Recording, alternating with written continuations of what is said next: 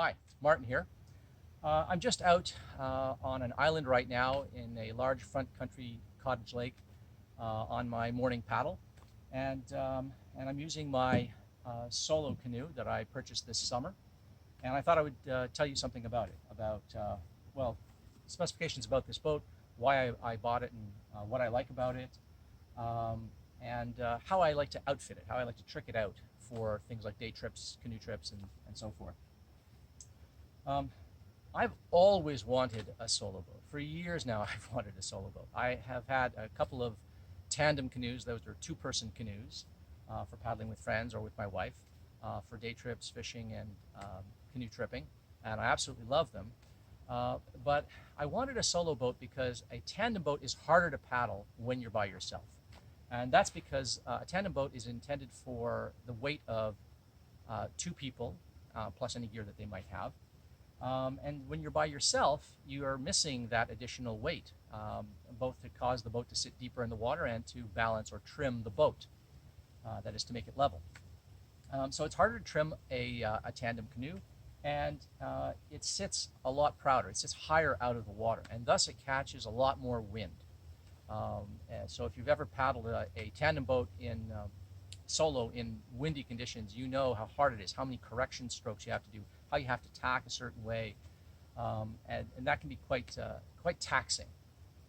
A solo boat, because it's designed for a single paddler, tends to perform better under those kinds of conditions, everything else being equal. So I've long wanted a solo boat. I also wanted a solo boat because when I'm by myself and there's no one to share the load of the canoe and the gear, it's nice to have a light boat. And of course, a solo boat is going to be smaller than a tandem boat and therefore lighter. So I was in the market for a solo boat that was light. I was putting a premium on having a light boat, but that was also very, very easy to paddle and specifically fast, efficient in paddling. And I tried a number of boats. I think I tried about 7 different boats in the spring and this summer, early in the summer, before I finally decided on this one. And this is the Swift Adirondack Pack 12. There's a bigger version of this, the big brother, called the Swift Adirondack Pack 13-6. It's 13 feet 6 inches. This one is called the 12 because it's 12 feet 4 inches long. And it's not a traditional canoe. It's a hybrid between a canoe and a kayak. It's called a pack boat. So yeah, some things that you will notice straight off is I have a double-bladed paddle. You paddle this like a kayak. You sit in it like a kayak, not on a raised seat or kneeling, but on a seat with a backrest, using foot braces just like you would a kayak. And it has a narrower hull, so it's quite a bit tippier than a traditional solo boat might be. And it has nice narrow entry lines in front. It's an asymmetrical boat. It's a little broader in the back and it narrows in the front so that it knifes very quickly. So between the hull shape, the lightness, and the use of a double-bladed paddle, this boat goes really, really fast. And because the layup of the hull is Kevlar Fusion, this boat weighs only 22 pounds. You will have seen me carrying the boat up. You can carry it like a piece of luggage. It's so light. Oh, plane overhead. You can also carry it arms extended over your head. It's that light, although I wouldn't want to do that over long distances. Or you can carry it over your shoulder, rest one gunnel on your shoulder and carry it that way. But that might be difficult on a long portage as well. So you can avail yourself of a yoke if you want to carry it in the traditional portaging style. Another reason this boat is so light is because the other components are made out of carbon. So the thwarts are made out of carbon. The seat base that raises the cushioning off of the floor of the canoe is made out of carbon. So they really did a lot to make this boat as light as possible. There is a lighter layup. The carbon layup, is, as I said, is 20 pounds, but that's a little bit more fragile, more brittle. And while I'm unlikely to do any whitewater with this boat, just because my skill level is not that great, I can do class 1, class 2 with ease. Class 3 gets a little iffy. This isn't the most durable boat in the world. Kevlar is tough, but with my skill level, I'd rather avoid bashing into rocks. If you're more skilled, obviously that wouldn't be a concern. But I opted for the boat that was just 2 pounds heavier and a more durable layup. Okay, well, let's talk about the hull design. First of all, it's lower. I think the depth of the boat is only 10.5 inches or so. I'll write the specs out in this video so you can see them. So it's a very shallow boat. Okay, it's not a very deep boat, and that might be a concern to some people because you might think, well, geez, if there's a wave or if I rock, I might ship some water in. But this boat is actually extremely stable, and that's because you're not sitting on a raised seat or you're not kneeling with your bum up on a raised seat. You're sitting very close to the floor of the canoe with your legs extended in front of you. So your body mass is very low in the boat. You have a low center of gravity in this boat, and so because so much of the mass is low in the boat tends to stay upright because it's low and centered, and that helps keep the boat trim as well. So that's one thing about the hull. Another thing about the hull, again, is that it has these narrow entry lines. It's pointier in front than in back. What that means is it knifes through the water. This is a really, really fast boat. I can get places in a fraction of the time that I could get with my tandem boat paddling solo, or even with a conventional solo boat that might be flared a little more in front and have a broader beam, be broader across and sit higher in the water. So this boat really moves. It moves very much like the kayak. In that respect, it is the best of both worlds. It is fast and efficient like the kayak, but you have an open hull. You don't have closed decks, which means you can put gear in and out of it easily for fishing and canoe trips. And I've been on a solo canoe camping trip with this. It holds plenty of gear, and it's very easy to trim by loading your gear in back and in front. I was a little concerned when I got this boat, when I was test paddling it actually, that it might not perform too well in wind and waves. Specifically in waves, I thought those narrow entry lines, they could cause the boat to sort of plunge through the wave, as happens with a lot of boats, solo boats that have a narrow front entry. But this boat doesn't. There's just enough flare in front that it deflects water and it rises up over the waves. And because the boat is light and because you're sitting deep in the boat, it's actually quite stable, even going over big curling waves. And I have ridden over top of big curling waves in this boat. So those entry lines are sharp and narrow, but there's just enough flare that the water gets deflected away. It doesn't get shipped into the boat. It doesn't plunge right through the wave. It climbs, which means that you're traveling faster than if you were plunging into a wave and getting slowed by the water. It's incredibly stable for another reason. Because you use a double-bladed paddle, even when you're cresting up over a wave, or you've got waves and troughs coming up behind you and lifting the rear of the boat up behind you, which can be a very unstable position, because you're using a double-bladed paddle, it is easier to brace, because with a double-bladed paddle, there's always one blade that's in the water pretty much. With a single-bladed paddle, you've got your paddle in the water, but then there's a fairly long recovery time as you take the paddle out and put it in the forward position again for the power stroke. With a double-bladed paddle, you don't have that concern. There's always one blade pretty much that is in the water. And as long as one blade is in the water, that acts as an outrigger and stabilizes the boat. So if you know how to brace at all, or if you're doing a hard pull, even if the boat is in a kind of precarious position, you're likely to make it through. I have never swamped or rolled this boat, and I have been out in some big waves and big winds. So I'm very impressed. In fact, I'm surprised at how well this boat handles in big waves and big wind, despite being so light and having the hull shape that it does. I have to say, I belonged to the church of the single blade for a long time, and I considered people who used a double-bladed paddle sort of belonging to the dark side. But after having paddled this all summer and improved at the use of a double-bladed paddle, I have to say the double-bladed paddle in a solo canoe is king. That is the way to go. I don't anticipate using a solo or a single blade in a solo boat, again, except just on day trips. On canoe trips, on camping trips, I will definitely be using a double blade. It's just so much easier. I should also mention why I opted for the 12, the Pack 12 instead of the 13.6.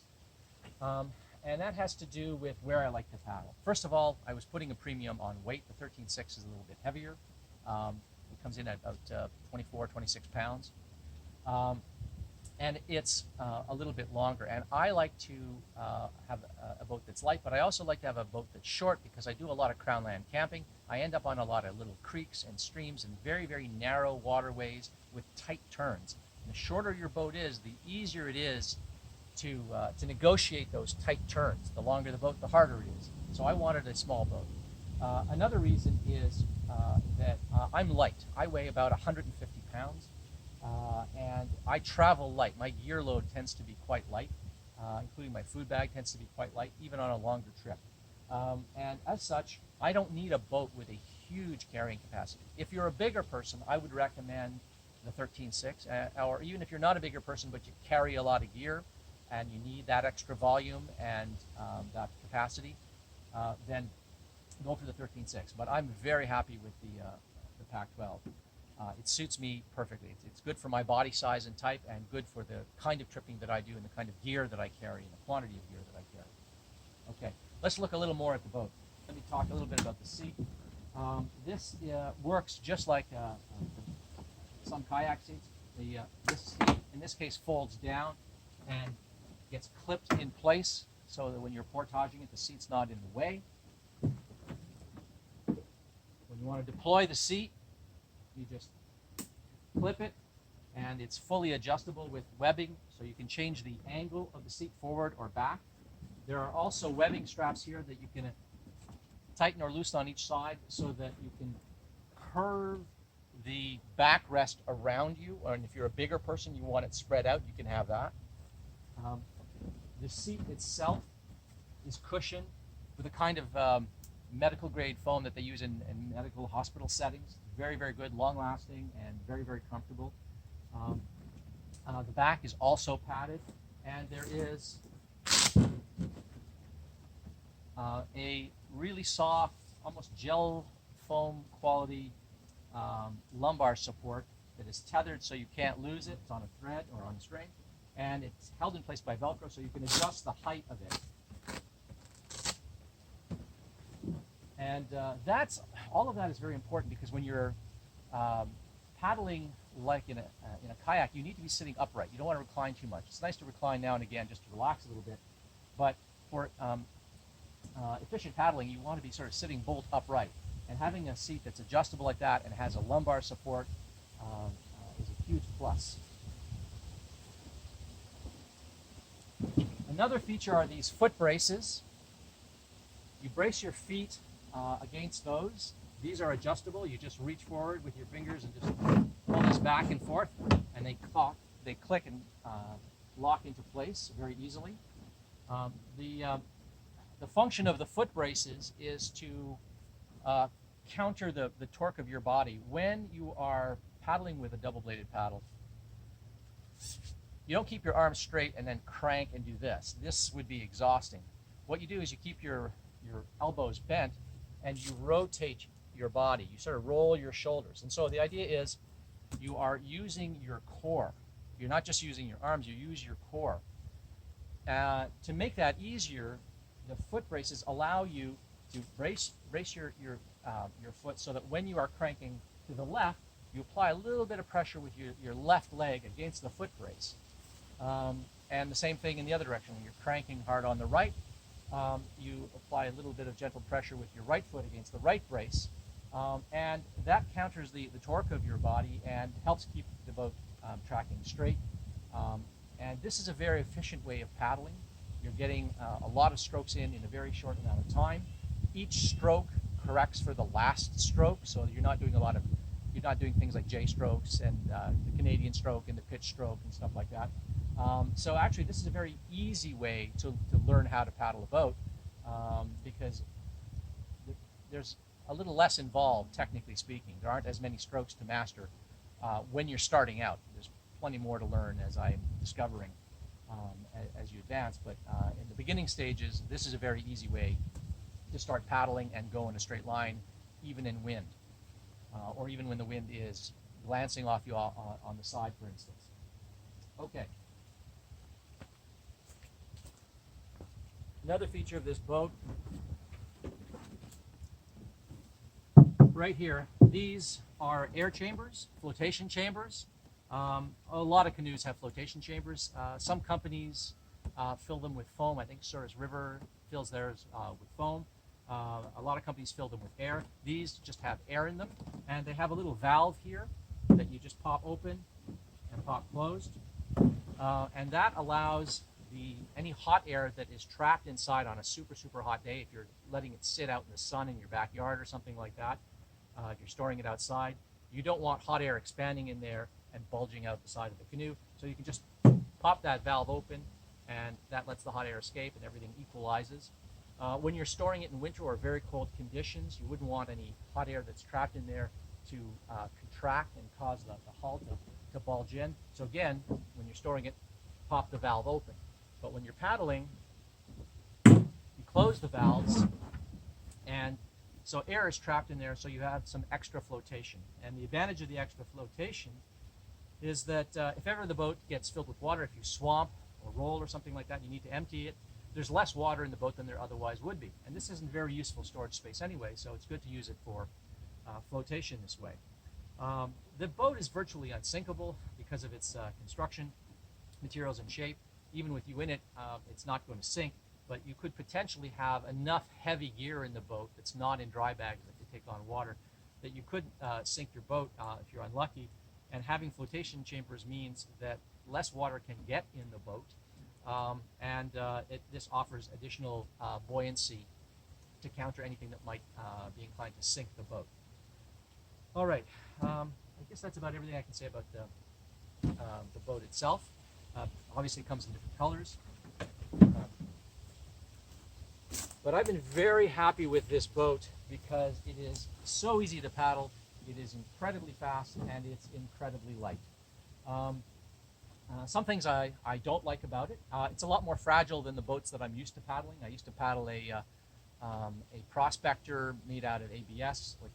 That's a virtually, actually Royalite. It's a hard plastic that is almost unbreakable even when hitting sharp rocks. It's incredible, but it was incredibly heavy.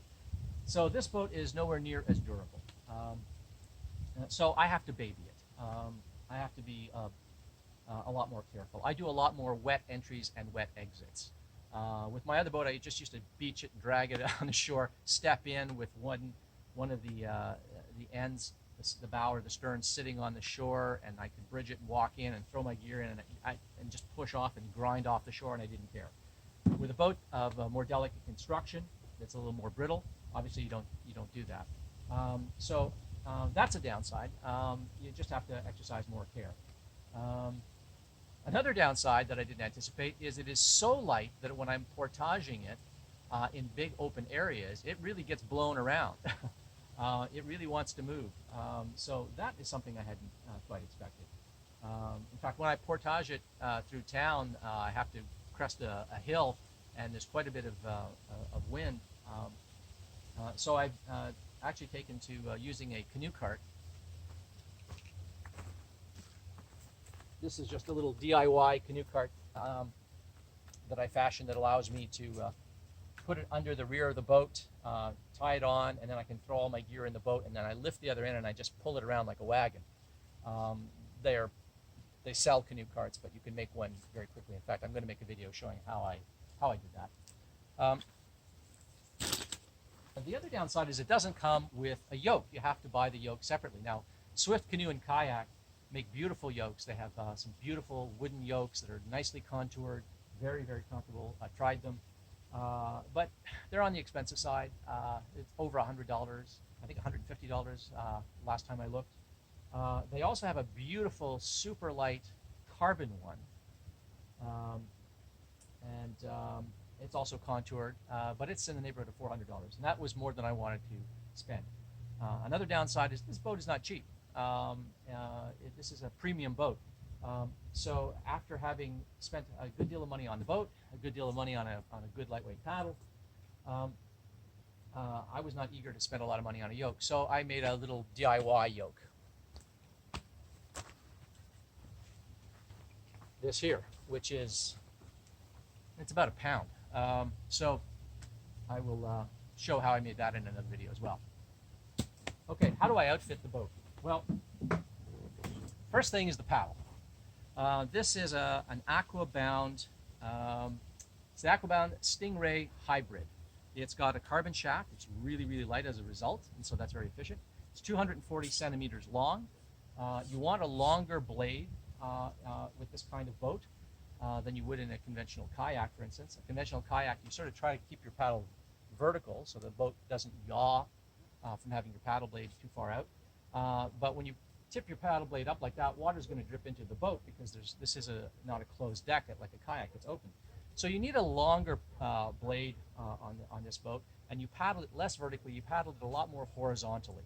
So you need a longer blade. So this is 240 centimeters, and that's typical for this kind of boat. The blades on this it says are fiberglass reinforced ABX resin. So they're really, really rigid, which you want. You don't want too much flexion in your paddle blades.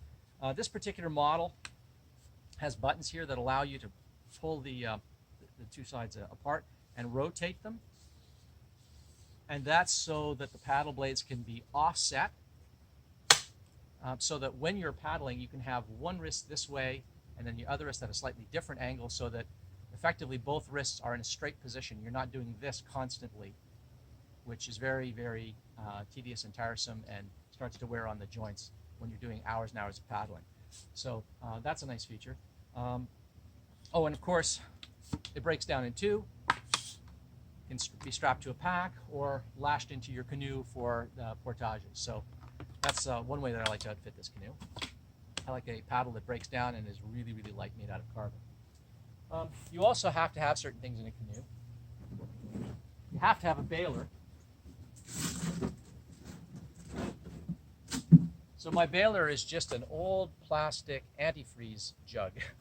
I just cut off the bottom and I kept the cap on it, and then I attached some Velcro so that I can Velcro that in there. It's so light when I portage it, I don't take it out. It just stays as a fixed part of the canoe.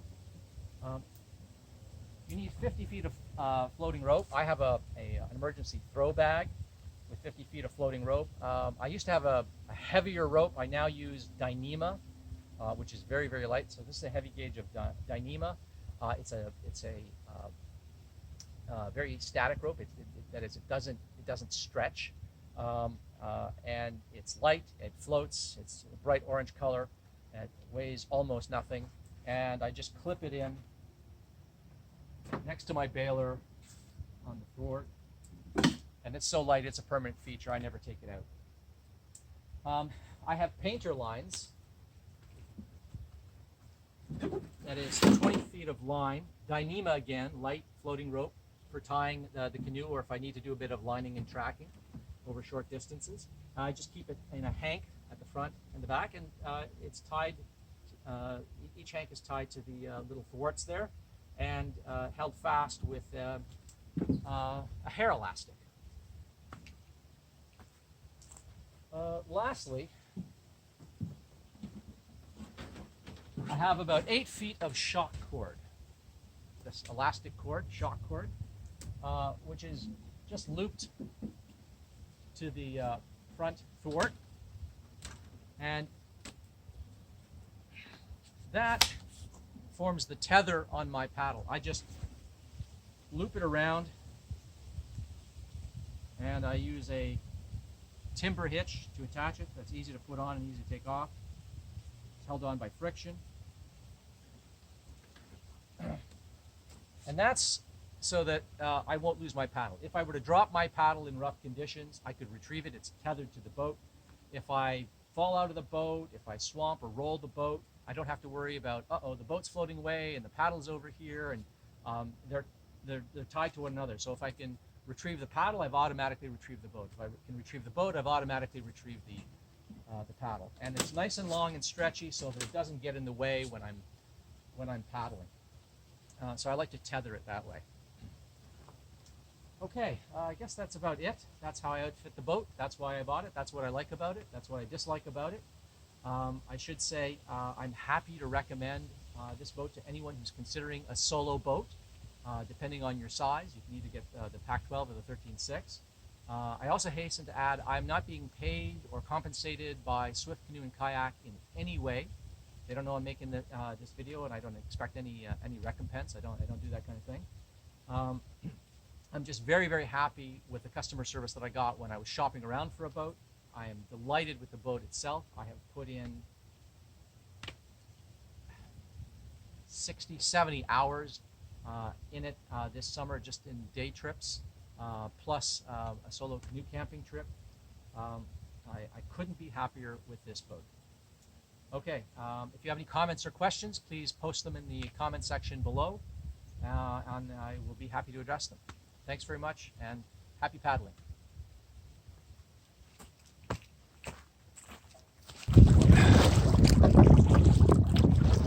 Have I mentioned that I love this little boat?